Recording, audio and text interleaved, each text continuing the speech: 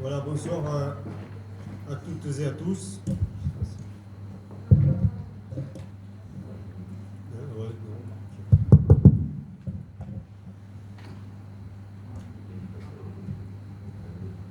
Donc, je dois excuser Annie Brissot qui a donné un pouvoir, donc il m'a donné le pouvoir. Ou alors il faut que je le tienne comme ça. Ouais. Bon, je vais le tenir. Donc, bonsoir à tout le monde.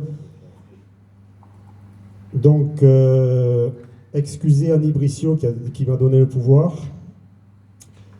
Whitney Bell aura quelques minutes de retard, elle est retardée dans son travail, elle va arriver. Et Frédéric Bercher aussi, bon, de temps en temps, avec son métier de pompier, il a des impératifs de dernière minute. Et Ah d'accord, alors il a donné le pouvoir à Whitney qui n'est pas arrivé, mais qui va arriver. Ah, Fabien, il a donné... Ah d'accord, excusez-moi. Ah, tu vois, je l'avais devant les yeux, je ne l'ai pas vu. Donc, Frédéric Bercher, pouvoir à Fabien Mathéo. Et puis Séverine, je ne sais plus.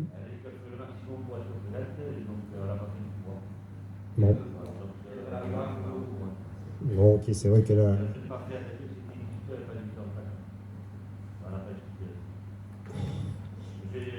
Non, mais on peut le reculer, 18h30, ça lui conviendrait.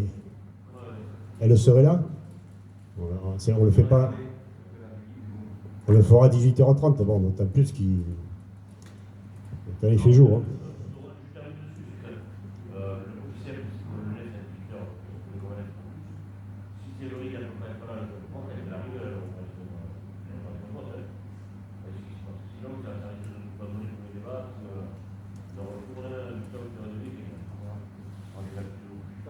D'accord, bon, ben, on fera comme ça.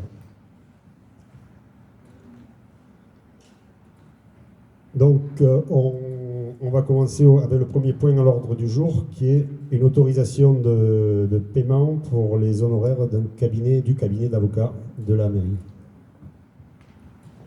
J'informe le conseil municipal que la commune a contacté le cabinet CGCB à Montpellier pour défendre monsieur le maire suite aux propos outrageants tenus sur les réseaux sociaux par un administré.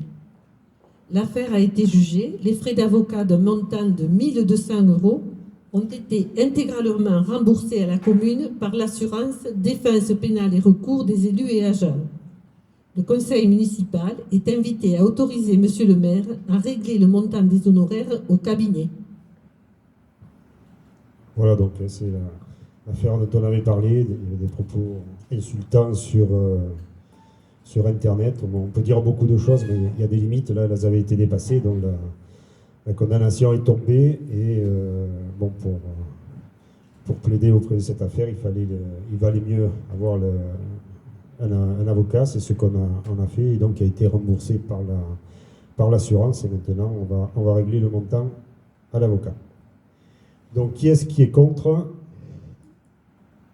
Abstention. Je vous remercie. Le point numéro 2 concerne les travaux d'éclairage public dans le programme 2021. C'est Patrick qui va le présenter. Par délibération en date du 27 janvier 2021, le conseil municipal a validé la demande de subvention relative aux travaux du parking de l'Érette. Une demande d'étude a été adressée à Aéroénergie afin de modifier l'éclairage du parking en solaire. Le montant provisionnel de ces travaux s'élève à 17 961,13 €. Aéroénergie prendrait en charge 50% de ces travaux. Le fonds de concours de la collectivité serait de 8 980,56 € hors taxe. Je propose au conseil municipal d'accepter cette dépense. Voilà, dans le parking de l'Érette, on va le rénover et l'agrandir un peu en gagnant sur les parties qui étaient enherbées, embroussaillées, dont le nettoyage a été fait. Donc pour l'éclairage de ce parking, ben On a un peu anticipé en prévoyant un éclairage qui soit alimenté par le solaire et des détecteurs, de façon que si un jour on passait à l'extinction des lumières la nuit, ça permettrait, il faut qu'il soit alimenté, donc il serait alimenté par le solaire et ça permettrait d'éclairer le parking. Enfin, au moins, si quelqu'un se déplace sur le parking, ça serait éclairé. Donc c'est l'objet de cette dépense qui est subventionnée quasiment à moitié par Hero Énergie. Donc des questions, ouais. Ça n'a rien à voir avec le parking de l'Est. Et on avait fait faire une devis, on devait passer le pylône à métaux que je suis lien qui est dans le virage de la première école classique. Oui. Je veux savoir si ça ne suit pas, c'est juste parce que je l'oublie. Non, on n'y a pas donné suite. Hein. Voilà. J'ai vu le devis.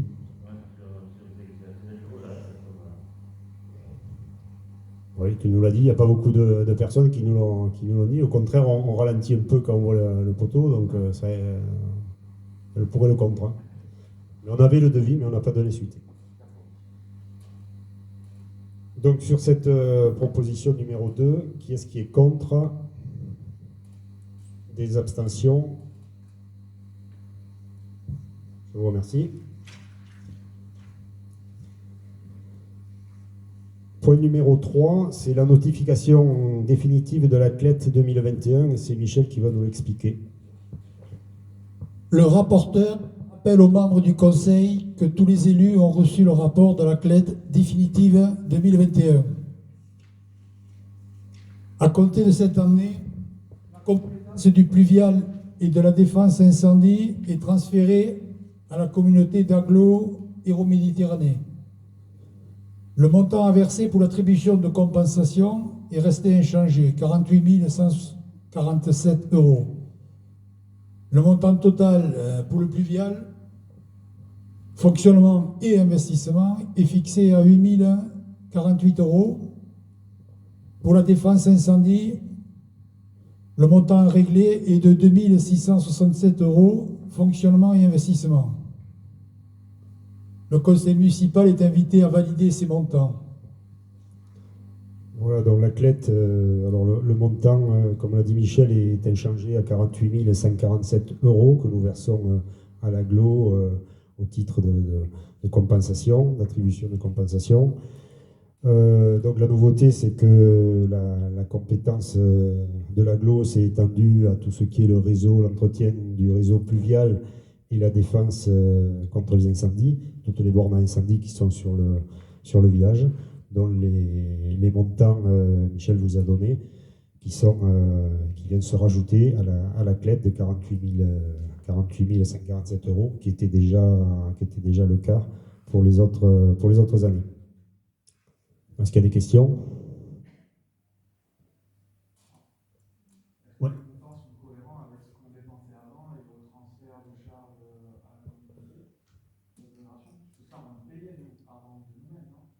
Alors, tu parles des 48 000 €? Non, des 8048 et des 2667.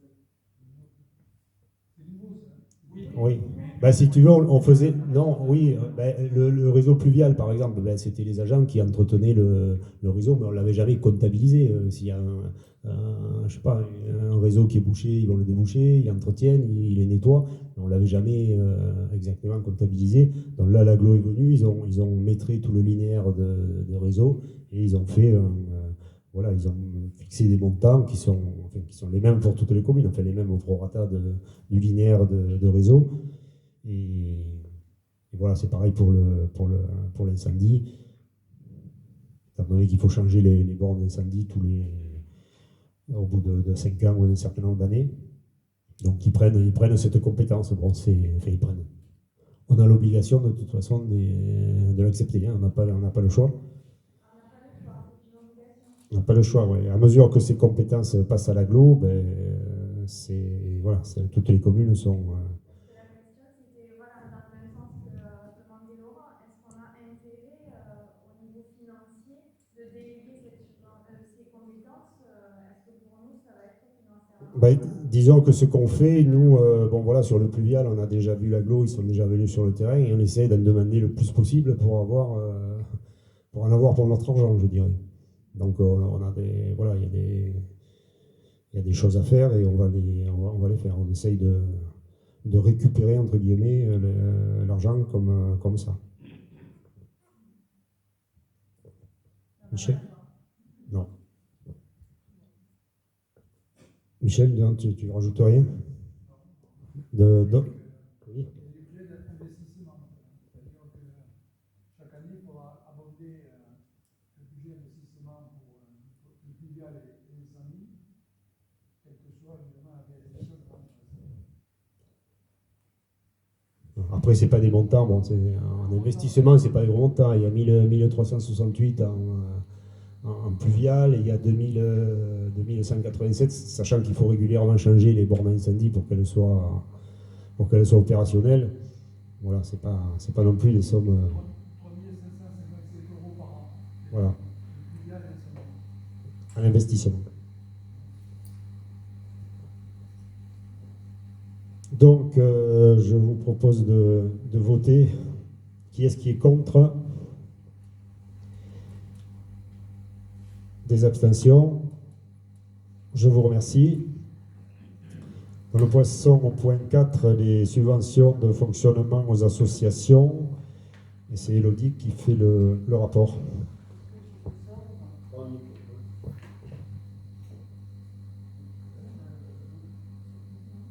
Prends le micro et peut-être en parlant, tu peux lever le masque, des fois on comprend mieux.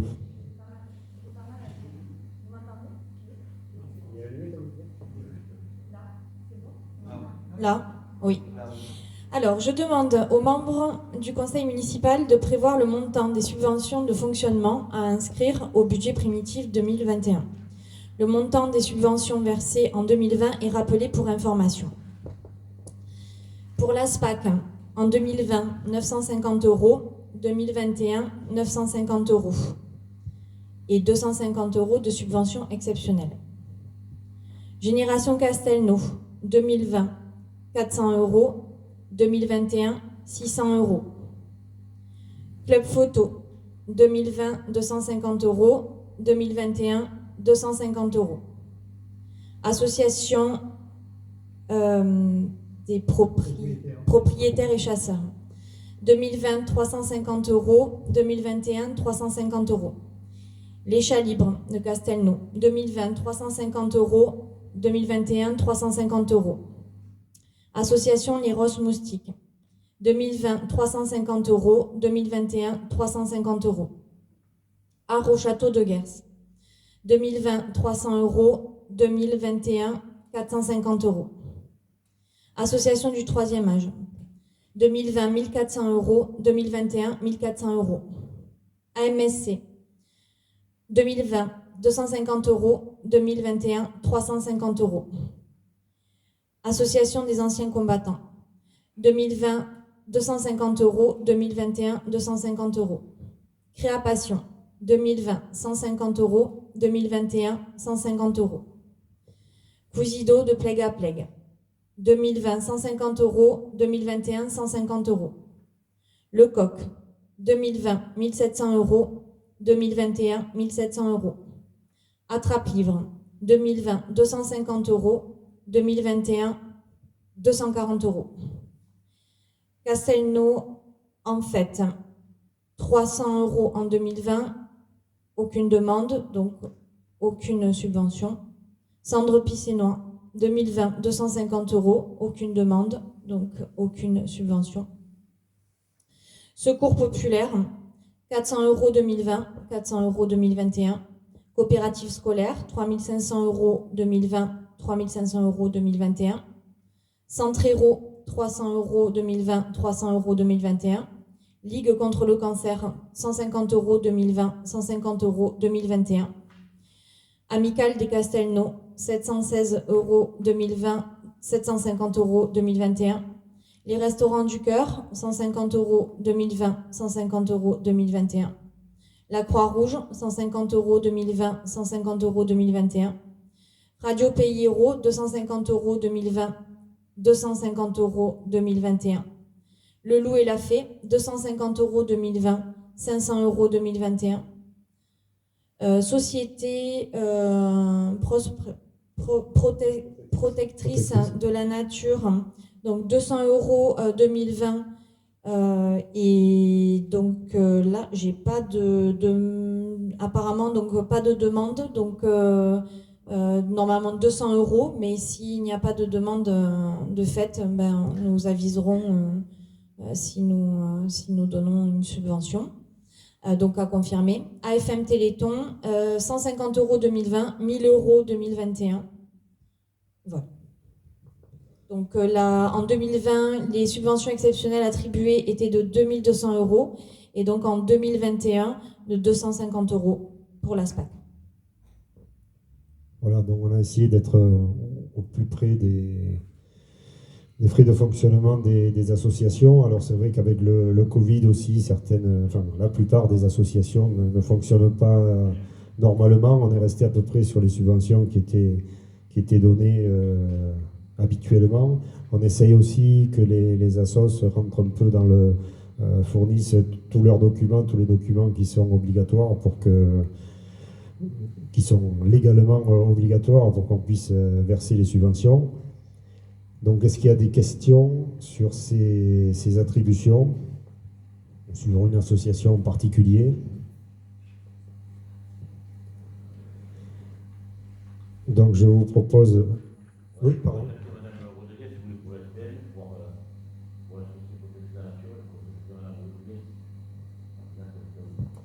Voilà, mais comme l'a dit Élodie, je crois, on le prévoit, mais comme ça n'a pas été demandé, donc...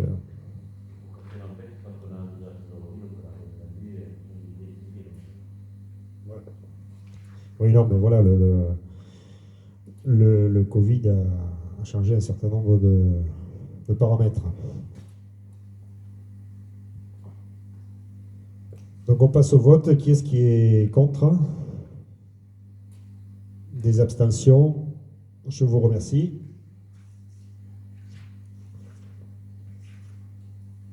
Point numéro 5, ça concerne les contrats saisonniers 2021. Pardon. Ah non, je croyais que tu voulais intervenir. Donc ça concerne les contrats saisonniers 2021. Depuis de nombreuses années, des emplois saisonniers sont créés pour les jeunes domiciliés sur la commune pour les mois de juillet et d'août. Ces jeunes, âgés entre 16 et 18 ans, effectuent des travaux de nettoyage de bâtiments et de voiries, surveillent les enfants au centre de loisirs et à la cantine. Ces contrats de travail sont d'une durée de 20 heures hebdomadaires sur 2 semaines consécutives et sont réservés aux adolescents scolarisés et domiciliés sur la commune. Le taux horaire est fixé au taux du SMIC en vigueur. La crise sanitaire n'a pas permis à la commune de continuer cette opération en 2020. Il est demandé aux membres du conseil municipal de valider cette démarche tout en se réservant le droit de l'annuler, suivant l'ampleur que la crise sanitaire pourrait prendre d'ici le mois de juillet 2021. Voilà, donc c'est une opération qui a lieu depuis de longues années. Effectivement, en 2020, on n'a pas pu, à l'été 2020, on n'a pas pu le mettre en place. Donc on le reprend cette année. Alors je crois actuellement, comme il y a de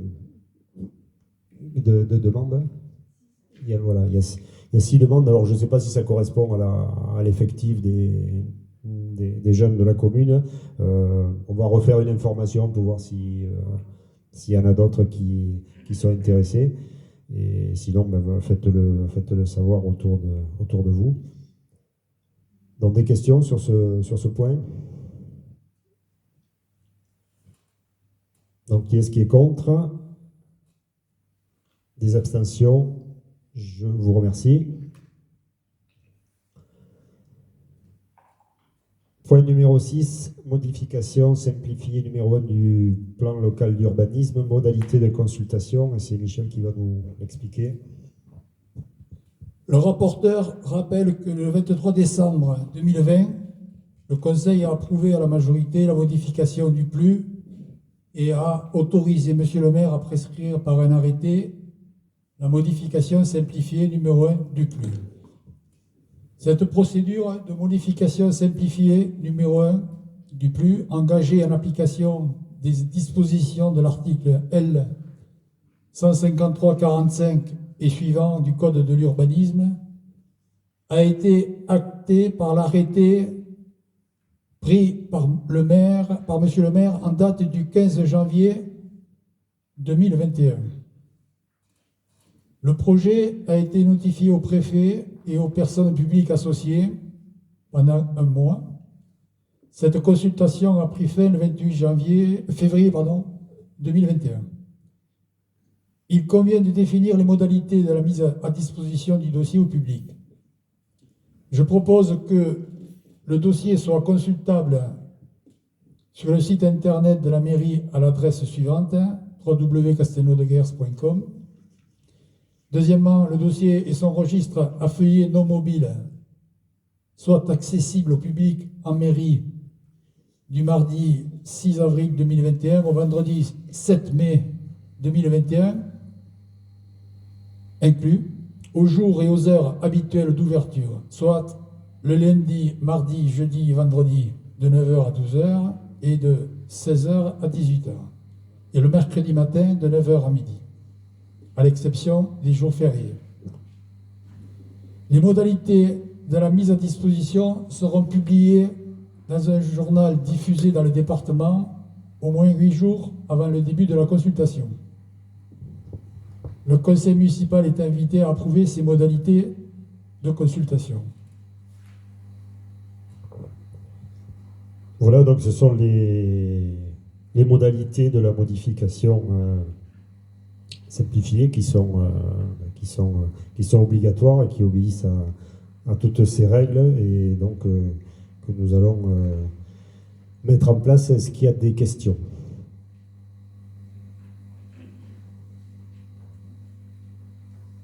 Aucune question.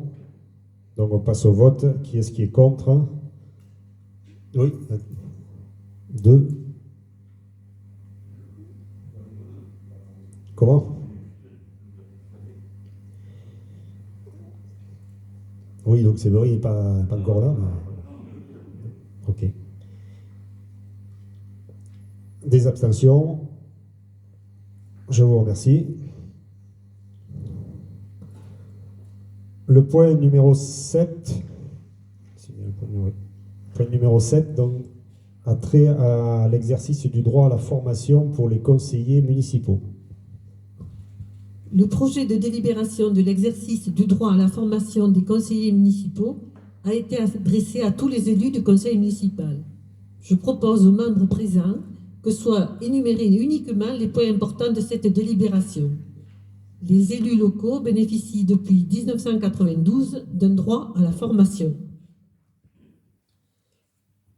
Il est donc demandé aux membres du conseil municipal de fixer, ainsi qu'il suit, les orientations propres aux formations des élus.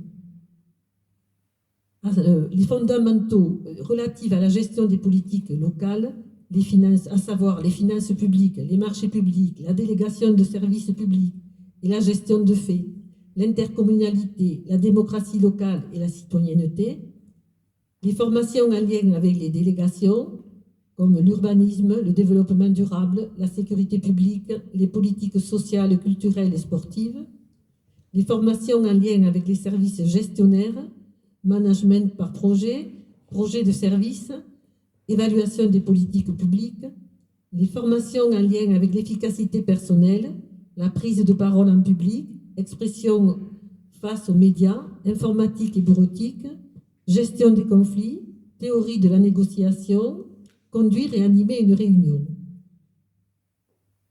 Il est donc demandé aux membres du conseil municipal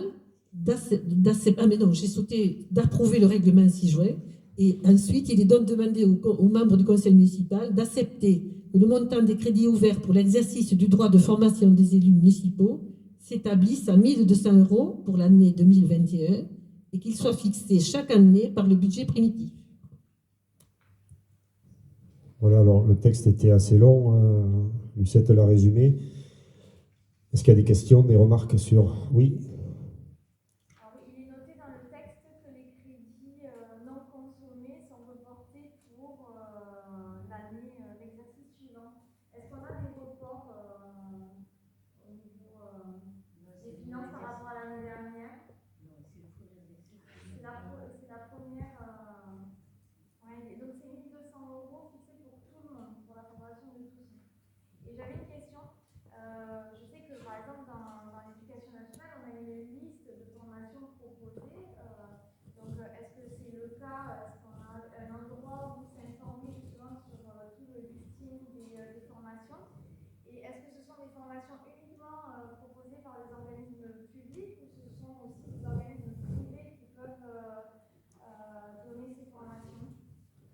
peut être un organisme privé, mais il faut qu'il soit agréé. Et est-ce qu'il serait aussi intéressant, parce que ça fait pas beaucoup, 1200 € quand on regarde le prix les tarifs en général d'une formation, qu'on se groupe au maximum lorsqu'il y en a un de nous, si par exemple nous demandons une formation, d'en informer le reste de l'équipe pour que cela puisse profiter vraiment Oui, mais ça peut se faire. Ça se fait aussi entre communes. Hein. Il y a le centre de formation des élus locaux. Et ça existe. Si tu veux te former, il n'y aura pas de problème ni de restriction là-dessus. C'est important d'ailleurs. Et dernière question que j'avais, la dernière formation qui a été suivie, juste pour avoir à titre indicatif, quel montant ça a coûté justement à l'année? C'était une formation en visio. 44 € et quelques, et c'était une formation en visio. En ce moment, il y a beaucoup de formations en visio, donc. Sur une journée, il y avait un nombre d'heures. Une demi-journée. Une demi-journée, 44 €. Et en plus, il n'y a pas eu de repas. En fait, les 1200 €, c'est qu'une base. On pouvait discuter, mais c'est pas assez.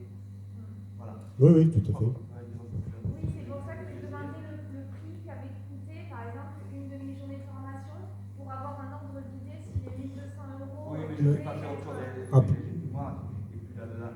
Non, mais après, ça. J'étais sur un montant qui a été décidé, un autre montant qui a été décidé, autre chose, et après je vais vous dire quoi. Les 2%, donc, c'est la base des indemnités des élus, ça va représenter à peu près 2%. Ouais. C'est ça, Ouais. voilà. Mais de toute façon, bon, bon, d'abord, c'est tous les ans qu'on le décide, hein, donc on peut l'augmenter chaque année. Et puis, ben, peut-être au terme d'une année ou d'une année et demie de mandat, ça te permet de voir ce que tu voudrais approfondir. Et à ce moment-là, peut-être l'an prochain, il faudra mettre plus. Il faut noter quand même qu'il y a beaucoup de formations qui sont gratuites. Donc voilà, c'est pour estimer si le montant semblait suffisant entre guillemets ou si finalement il paraissait moindre. Parce que bon, je trouve que ce qui est annoncé, c'est pas très cher. Non, mais je te dis, c'est. Quelquefois, on a des formations en effet qui, sur 3 journées, peuvent très facilement atteindre les 600 € sans problème. Donc c'est pour avoir une base, une idée de tarif. Mais la commune n'a jamais dépensé plus. Depuis de nombreuses années, la commune n'a jamais dépensé plus que cette somme. Encore une fois, on ne met pas de frein à la formation. Hein, mais je te dis, il faut un certain recul pour cibler ce que tu as envie d'approfondir et comment on peut le faire. Et puis on le fait. Hein. Et comme disait Lucette, il y a aussi des formations qui sont gratuites pour les nouveaux élus, sur tous les sujets classiques. Oui, vas-y. Oui, donc bonsoir à toutes et tous. Hein. Donc pour la formation, c'est fonction de la strate de population. Donc plus la commune est importante ou l'intercommunalité, et plus le tarif est élevé. Donc c'est pour ça que pour une commune comme la nôtre, pour une journée, c'est aux alentours de 130 ou 140 €. Une demi-journée, donc en visio, c'est bien sûr un tiers de prix. Pour la somme allouée, les 1200 €, ça peut paraître très peu, mais ça se justifie cette somme-là, parce que ça évite de mobiliser des sommes importantes qui sont reportées sur l'année d'après. Ceci étant dit, la somme plafond, qui est la réelle, c'est 20% d'indemnité. C'est-à-dire qu'on ne pourra pas vous refuser une formation parce que les 1200 € auront été dépensés. Le plafond, c'est 20% des indemnités. Voilà. Donc, ce qui représente 12 000 et quelques euros. Et c'est vrai que les élus qui vont se former, ils sont malheureusement pas assez nombreux parce que c'est très pointu, la gestion d'une collectivité.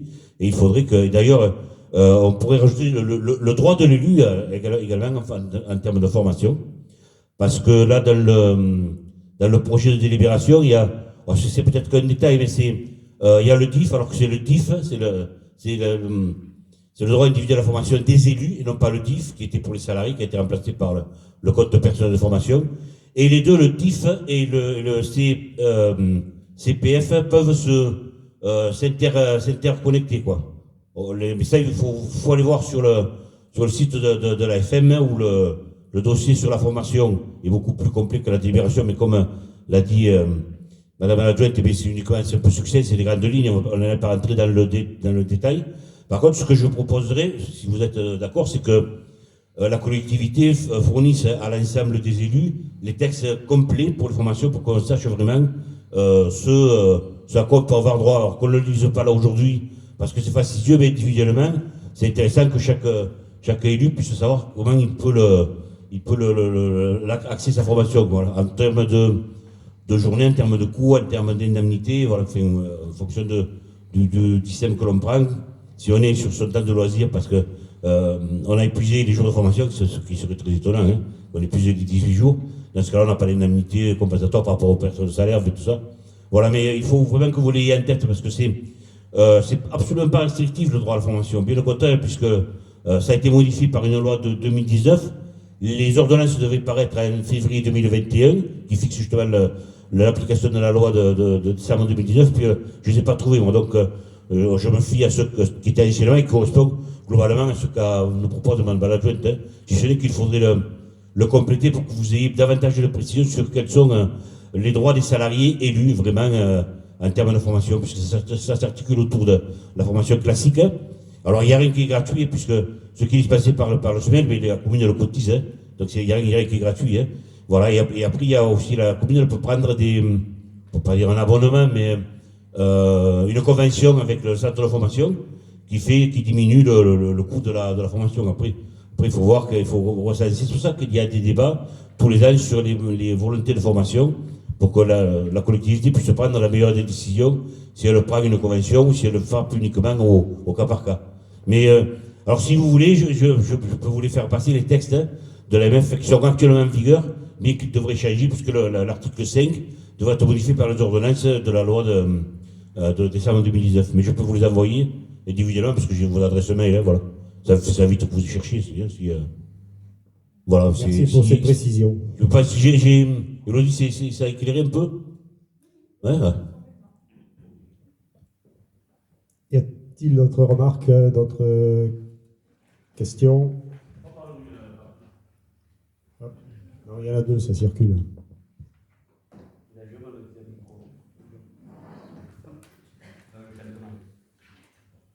Donc on passe au vote. Qui est contre?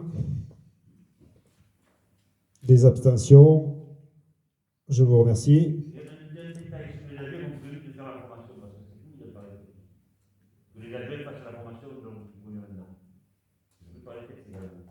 Oui, mais c'est prévu, on va le faire.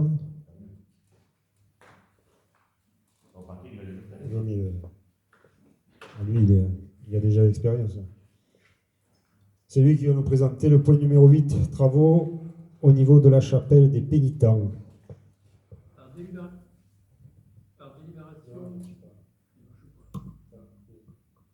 Oui, c'est bon. Par délibération en date du 26 janvier 2021, des demandes de subventions relatives aux travaux de réfection de la chapelle des pénitents avaient été approuvées par le conseil municipal. Il s'avère que la reprise des fondations est obligatoire avant de commencer tous travaux. Le montant de ces travaux complémentaires s'élève à 25 127,60 € hors taxe. Ces travaux doivent être faits en urgence, début de la première quinzaine d'avril 2021. Les experts sont très préoccupés par l'état de cette bâtisse qui pourrait s'écrouler à tout instant. Je propose au conseil municipal d'approuver ces travaux. Voilà, donc au niveau de la chapelle, hein, les experts qui sont venus ont été préoccupés par les problèmes de fondation. Donc ils nous ont proposé une solution technique dans laquelle il va falloir barrer la rue, creuser, injecter du béton sous les fondations. Bon, ça paraît la bonne solution, donc mais ça nécessite par rapport à la facture qu'on avait, enfin au devis qu'on avait déjà évoqué, et qui consistait à faire un lien autour de la bâtisse pour renforcer les murs. Donc ça vient se rajouter à ce devis qui était déjà préparé. Donc, question, oui.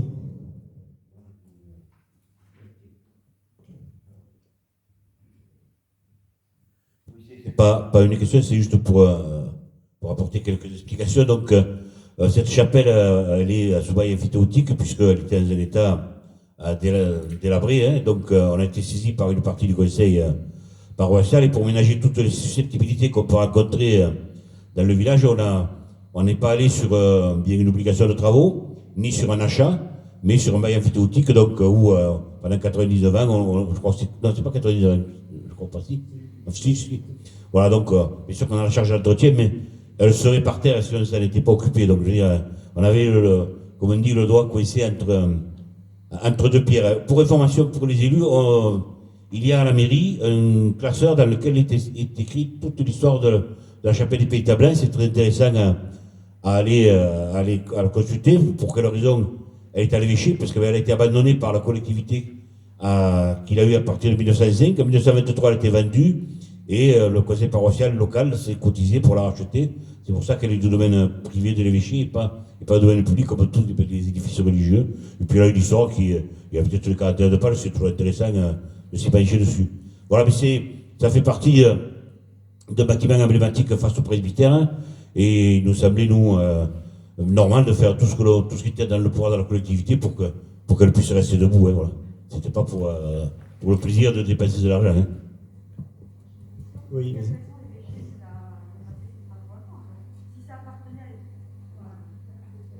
Pourquoi avoir signé un bail? Parce que la règle de validité aussi. Et le conseil paroissial a cassé l'eau, il est cassé, divisé.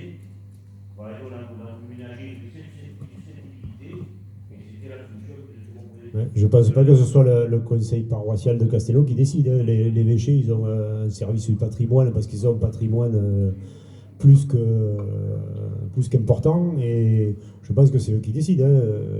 Et c'est vrai qu'il aurait été judicieux de l'acquérir, vu qu'on va y faire des travaux. On a fait de notre mieux, et voilà. Vu qu'on va faire des travaux importants, c'est sûrement ce qu'on va proposer. Le serait par terre, sinon. Les choses auraient été. Oui, ça c'est. On aurait été par terre, mais.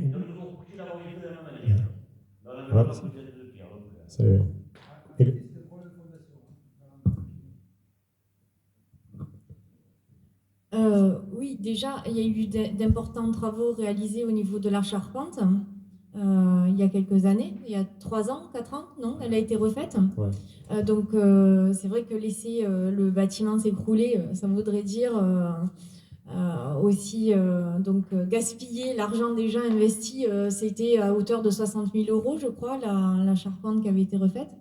Par contre, est-ce qu'on peut peut-être envisager une cession symbolique à la commune de la chapelle par l'évêché? Ben on va le tenter, parce que c'est vrai que ces travaux n'étaient pas prévus, mais ils sont très importants. Donc, si l'évêché avait gardé la chapelle, ils auraient été obligés de le faire. Enfin, ils auraient été devant le fait accompli. Donc, ça serait judicieux de leur acheter pour 1 € symbolique ou 5 € symboliques. Et on va le tenter, oui. Et ce dossier, justement, je crois que c'est ce que M. Serres disait, c'est le dossier qui a été fait par en fait, le département avait demandé, non, de faire un dossier, un devis pour la rénovation totale du bâtiment, c'est ça? Qui est en mairie? C'est ce dossier dont il est question. Donc, qui évoque un devis pour la rénovation totale du bâtiment qui s'élèverait à 220 000 €. C'est ça. Voilà.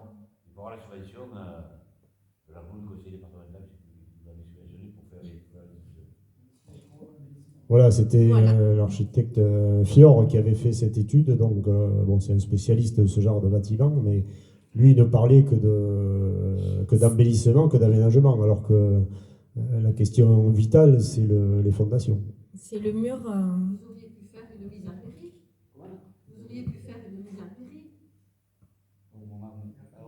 Vous auriez pu faire une mise en péril. Quand on a eu la charge, enfin la proposition de reprendre la chapelle qu'on n'a pas voulu effectivement voir partir, parce que c'était ça aussi.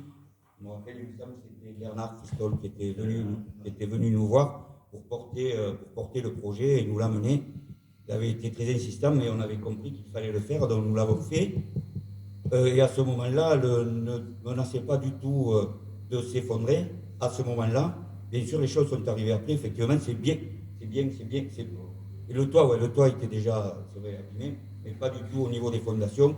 Et effectivement, ces travaux, il faut les faire de toute façon. Je trouve que l'idée, effectivement, d'aller demander à l'évêché, vu le montant des travaux qui le cède à la commune, c'est super. En tout cas, c'est un argument de poids pour demander que ça aille dans ce sens. Et si c'était le cas, en tout cas, je projette de solliciter la Fondation du patrimoine, avec qui j'ai un contact, justement, pour travailler sur ce bâtiment. Oui, de toute façon, oui, vas-y. La société qui a été retenue, c'est qui? C'est l'entreprise qui a travaillé sur la chapelle du château, qui a bien travaillé, qui est un peu spécialiste de ces bâtiments plus anciens, des bâtiments de pierre de taille, etc. Donc, quand on a vu que vraiment les fissures s'agrandissaient quasiment à vue d'œil, comme ils étaient là-haut sur place, on les a sollicités et ils sont venus avec leur expert. Enfin, Michel, tu peux le...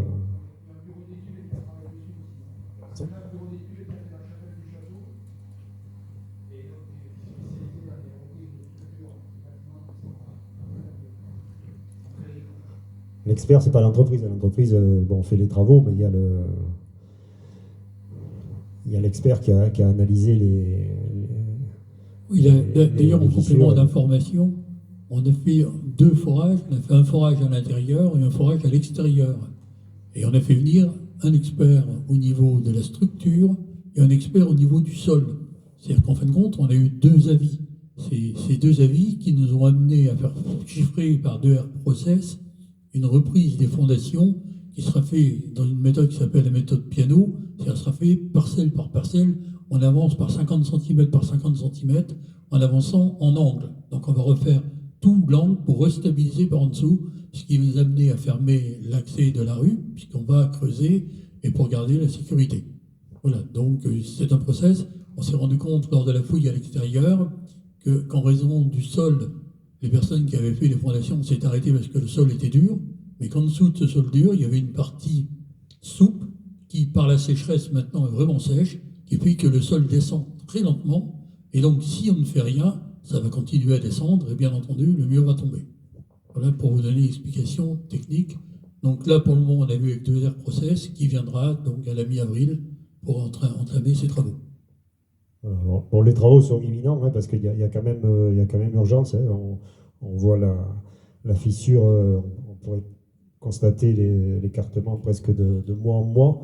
Donc, et en même temps, on a demandé aux financeurs qu'on a sollicités pour une subvention de pouvoir démarrer les travaux avant l'obtention, ce qui a été accordé par le département et l'agglo, pour qu'on puisse démarrer au plus tôt, parce que y a un risque évident. Mais c'est vrai que dessous, quand on a fait la fosse, on est descendu à 1,80 m, il y a plusieurs niveaux de sol, il y a une intériorité qui est importante, et uniquement sous le pignon, c'est le pignon qui s'affaiblit, quoi. Enfin, le pignon qui est sur la rue. Oui. Question pour les riverains, puisque l'accès à la rue sera bloqué. La durée des travaux serait estimée à combien de temps? Entre 2 et 3 mois suivant les conditions climatiques. Puisque là, ce sont des travaux qui ont été faits étape par étape. Si jamais on a des zones, des moments de pluie, on sera obligé d'arrêter les travaux parce que ça s'apprête d'autant plus les fondations. Donc, c'est fixé entre 2 et 3 mois suivant les conditions climatiques. La rue sera coupée, mais c'est pas grave puisque cette rue, il y a 2 accès sur les côtés, donc on peut facilement circuler sans que ça pose trop de problèmes. Oui, pour compléter ce que disait Patrick, ce qu'a dit aussi, c'est que la grosse sécheresse, elle est venue aggraver des choses. La chapelle n'était pas du tout à cet état-là, quoi. Mais c'est vrai qu'on le voit maintenant, je ne dis pas au jour le jour qu'on voit la fissure s'agrandir, mais après toi, Patrick, j'avais interpellé il y a peut-être 1 an, et tu avais dit, bon, c'est pas très grave, c'est pas très grave. Et en fait, ouais.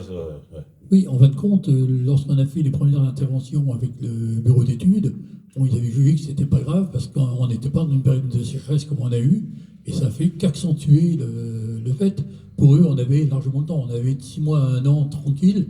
Or là, maintenant, on voit vraiment que la sécheresse est en train d'endommager le bâtiment.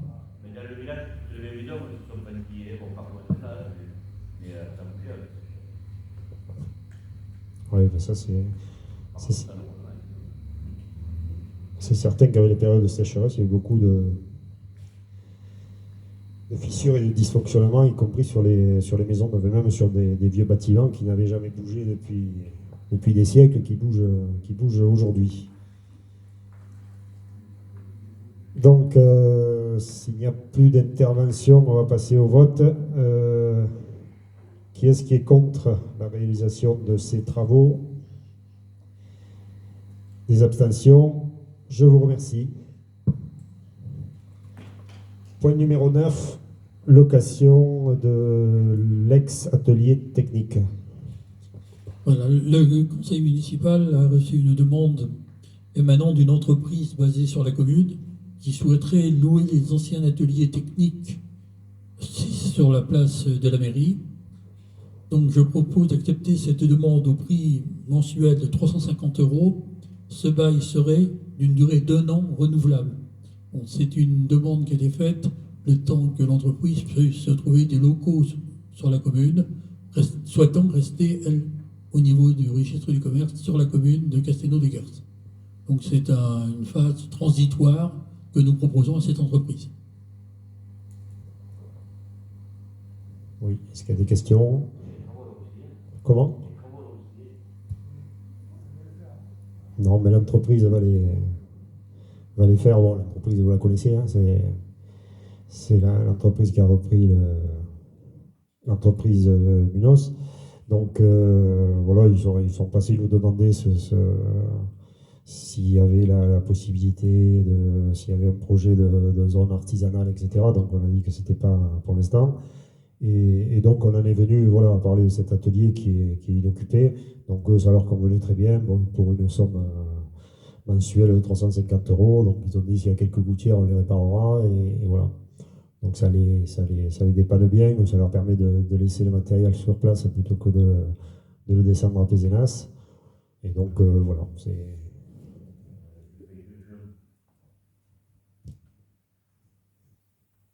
Je le dis, mais je suppose que vous avez pensé, c'est que ne faut pas que les camions trop lourds, puisque ça s'était produit passent dans la cour du château.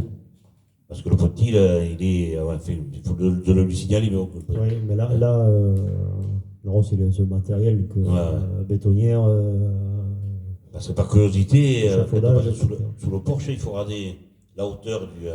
Oui, mais l'accès je ne l'ai pas en tête, mais l'accès de l'atelier, il n'est pas sur le porche. Non, mais qu'il n'aille pas quand même faire demi-tour. Non, ils ne vont pas aller faire demi-tour sur le. Oui, ça, bien sûr. Mais l'accès de l'atelier est avant le porche. Oui.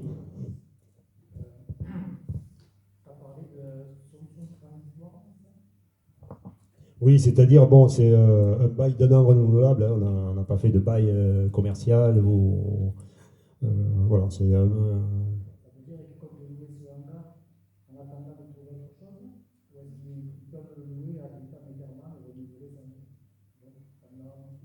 Non, ils cherchent, à terme, ils cherchent autre chose. Bon, ça les dépanne momentanément. C'est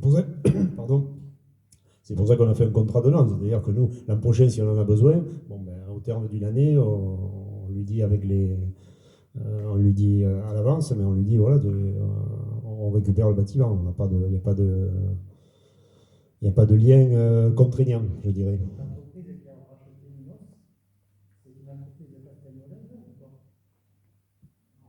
Non. Non, en fin de compte, l'entreprise qui a racheté Munoz n'est pas basée à Castelnau. Par contre, elle veut scinder son entreprise et garder l'entreprise Munoz avec son inscription sur la commune de Castelnau-du-Gers. Donc pour pouvoir rester sur la commune, il faut qu'elle ait des locaux. Donc ils nous ont demandé, pour être sûr de pouvoir rester sur la commune en tant que domicilié sur la commune, d'avoir un local. Comme ils n'en ont pas, ils sont venus nous demander ce qu'on pouvait leur proposer. Nous leur avons proposé, avec un bail d'1 an, les services des ateliers, des anciens ateliers, des services techniques, qui correspondent à leur demande. Parce qu'en fin de compte, ce qu'ils veulent y mettre, c'est des échafaudages et éventuellement un mini-camion. Donc ça correspond tout à fait à leur attente. Dans le principe, je trouve ça bizarre de louer un hangar municipal à une entreprise privée qui n'est pas Castelnau, à un service aussi peu élevé. Parce que les gens, ils ont déjà trouvé un hangar à 350 € par mois. Le tarif, c'est pas pour le comment dire, comme disait Jean-Charles, l'atelier c'est pas un atelier haut de gamme. Il y a des tuiles à changer, donc ils vont le faire. C'est pas, donc ça nous a paru.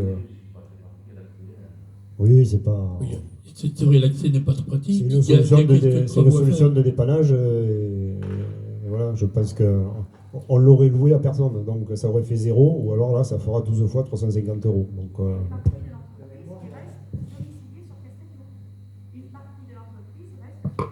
l'entreprise Munoz restera sur Castelnau.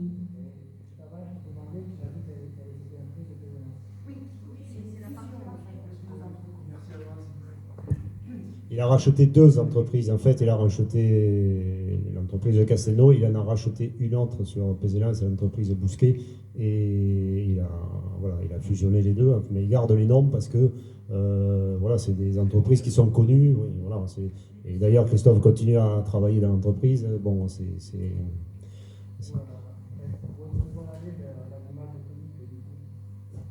il va aller dans le local des pompiers, puisque maintenant le toit a été refait, il ne prend plus l'eau, ça sera beaucoup mieux pour le loup que le hangar, là où il est.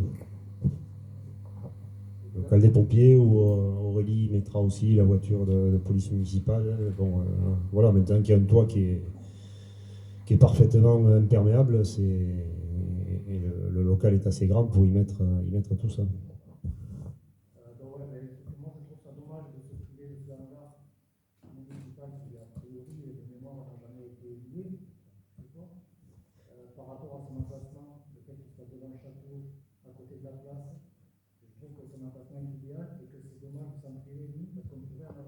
C'est un hangar qui ne sert à rien pour l'instant et qui va être loué 350 € x 12 par an. Donc voilà, on a estimé qu'il n'y avait pas de petites économies et que quand un hangar ne sert à rien, on l'utilise comme ça.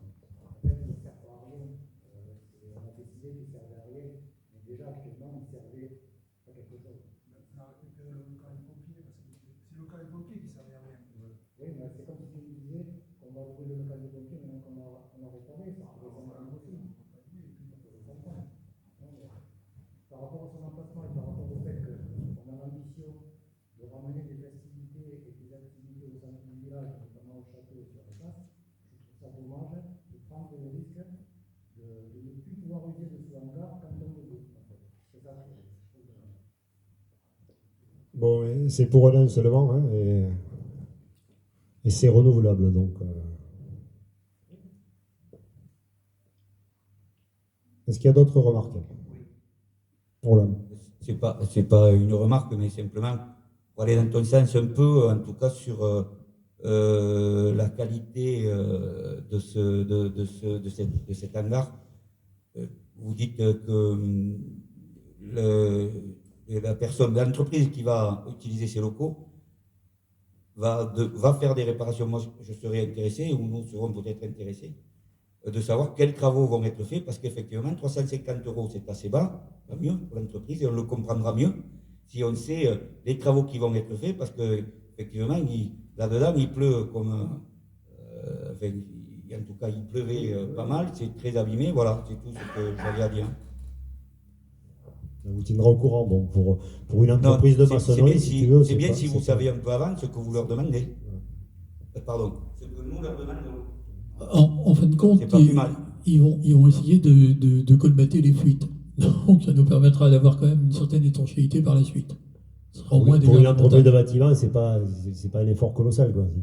Voilà, si c'était une autre entreprise qu'il fallait qu'il paye.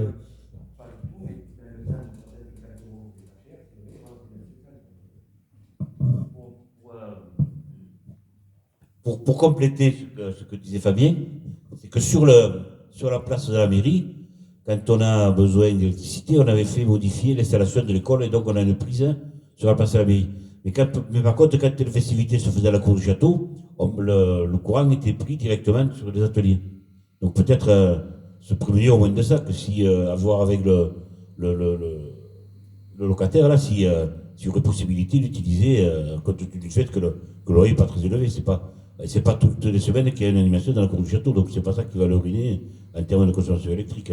Ça, c'est prévu. Fabien, au moins, ça c'est prévu, on en a parlé, puisqu'il doit y avoir, on doit commencer à faire des festivités au château, puisque la chapelle a été rénovée, l'aglo, les services de l'aglo au complet sont venus cette semaine et donc vont nettoyer, aménager le parvis, faire une séparation pour éviter que le public aille dans la deuxième cour du château qui est pas sécurisée. Donc tout ça va être, on va y mettre du gravier dessus, enfin l'aglo va mettre du gravier, un éclairage et puis donc voilà, on va utiliser la cour du château dès qu'on le pourra pour des manifestations. Oui, Michel.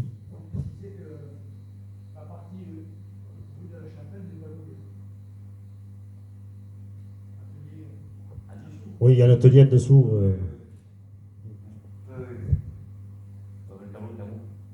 Oui, le tableau.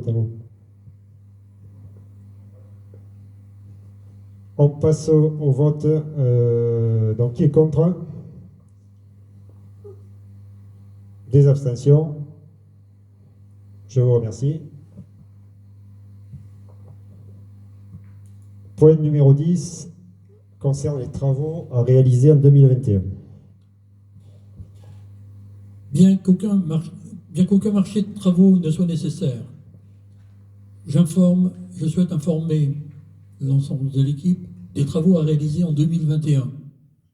Des devis ont été demandés pour la réalisation des trottoirs rue de l'Aventin pour un montant de 29 482 €.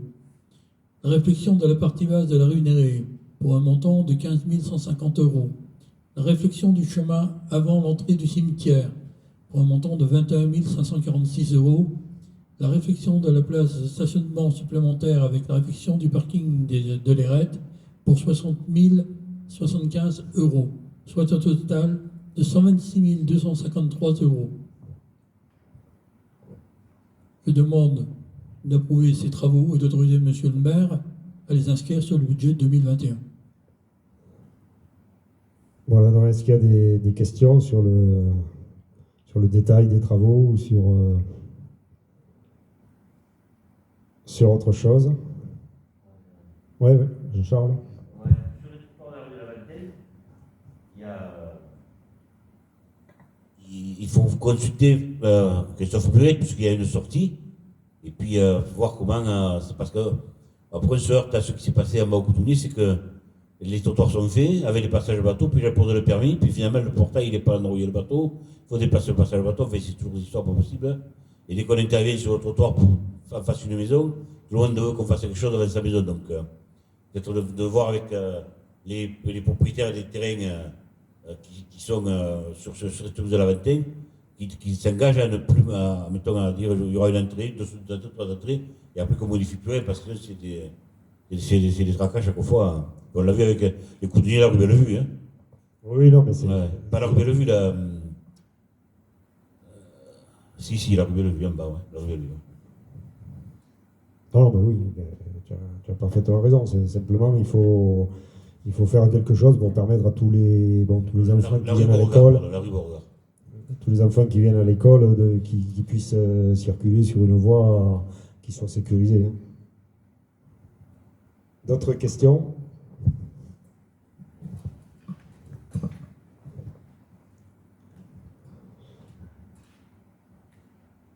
Donc, je vous demande d'approuver ces travaux. Qui est-ce qui est contre? Des abstentions? Je vous remercie. Voilà, alors les questions que vous aviez à traiter sont terminées. Est-ce qu'il y a des remarques à faire ou des points ou d'autres questions à aborder?